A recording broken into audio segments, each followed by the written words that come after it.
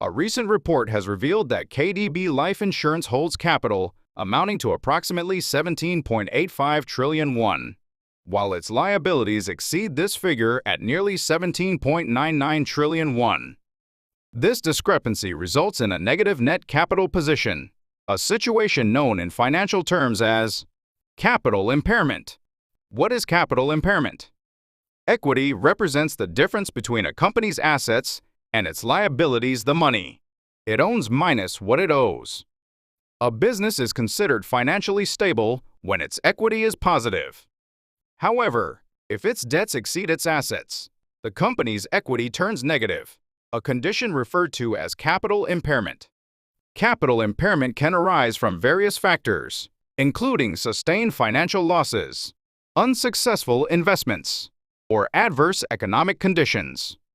KDB Life Insurance went through financial difficulties after acquiring Kumho Life Insurance in 2012, when market interest rates fell and insurance underwriting standards grew stricter, reducing the value of the company's capital. Eventually, their losses piled up, turning their equity negative. What makes capital impairment dangerous?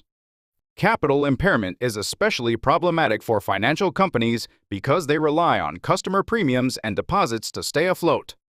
If concerns about a company's stability become public, customers may withdraw their funds, worsening the situation.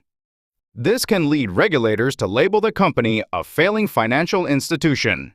Here, the designation is made by the government by law. It doesn't simply mean that the company is having financial difficulty, but rather indicates that it is subject to legal and institutional management. Therefore, the company may be restructured, merged with another company, or borrow the government's public money. Designating a company as a failed financial institution damages public confidence in the financial system and creates broader social and economic challenges. Capital impairment and social burden.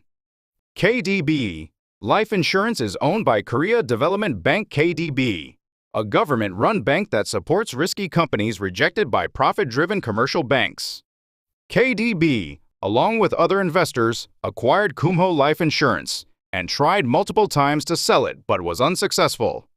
The bank eventually renamed the company KDB Life Insurance and made it a subsidiary.